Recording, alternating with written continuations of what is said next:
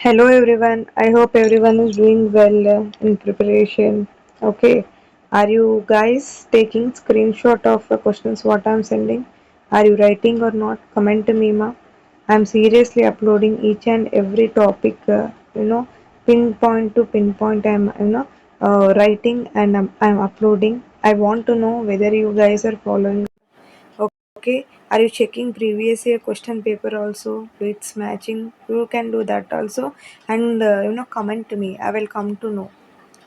Is I'm clear, guys? So as of now, successfully we have completed up to unit 4. Now let's we take important questions from unit 5. Is I'm clear? So from unit 5, short answers. If we talk about define leadership. This unit 5 is completely about leadership dynamics in organization. Unit 4 is completely group dynamics. Now unit 5 is completely on leadership dynamics in organization that we are going to learn. In first question, define leadership. Second one is distinguish between leadership and management, and third one is the transactional and transformational leadership. I already explained you. Please once again go through that. And leadership grid. Okay, situational leadership theory. Explain part goal theory. Explain transformational leadership. Long answers. Let's we discuss the long answer. If we discuss the long answer, we can cover the short answers also. Okay. So now see here, what is the first long answer? Explain the different theories of leadership. There are a number of theories depends on the leadership, right? The theories of like what ma? Theories of leadership, trait to theory we have discussed, leadership behavior and styles we have discussed, managerial grid theory we have discussed. Okay, these all are the theories of leadership. Even part goal theory, in questions only you can find out the answer. Part goal theory, okay, managerial grid theory, Hersey Blanchard model theory, leadership continuum by Danabum and Sachmid. This also we have discussed, right? So here these all are the different theories of leadership. And explain particle theory. Particle theory, I already said leader behaviors and contingency factors are involved in the path theory. So what is this path goal theory?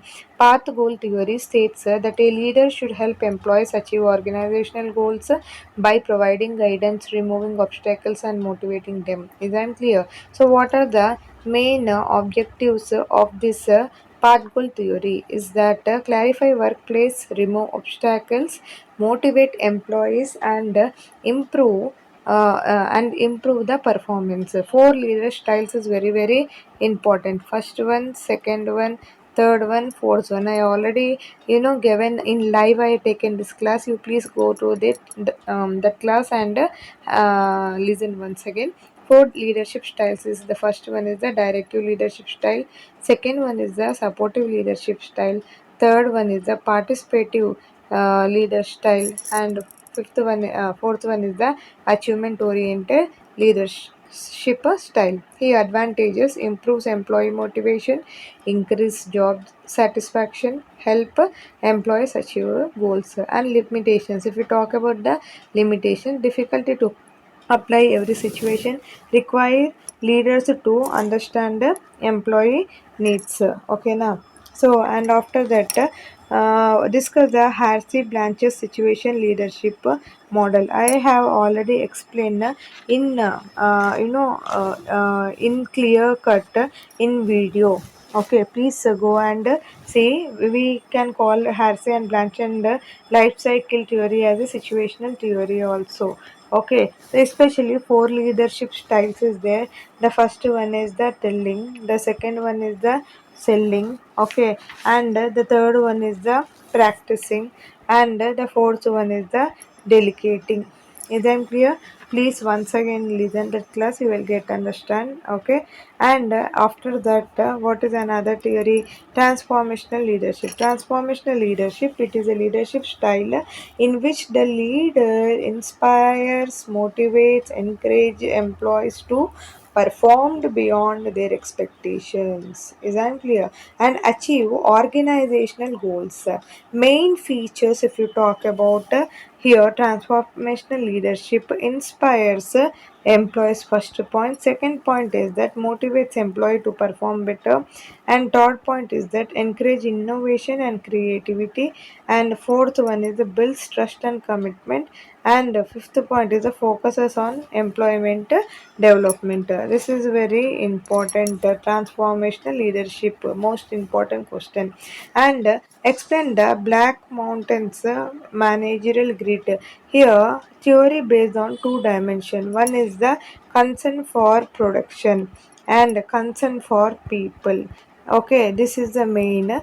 And if you talk about the first thing, leadership style in managerial grid theory, improvised management, low concern for people and production, and country club management, high concern for people, and low concern for production. And third one is that task management, high concern for production, low concern for people. And middle road management, fourth one is the middle road management here. So moderate concern for both. And last one but not least, team management, high concern for both people and production. Mainly this managerial grid theory Black and Mountain have propounded, and their concepts based on the production and the people. Is that clear? So let's we discuss another question, that is role of leadership in managing change. So what are the role and responsibilities of a leadership in managing?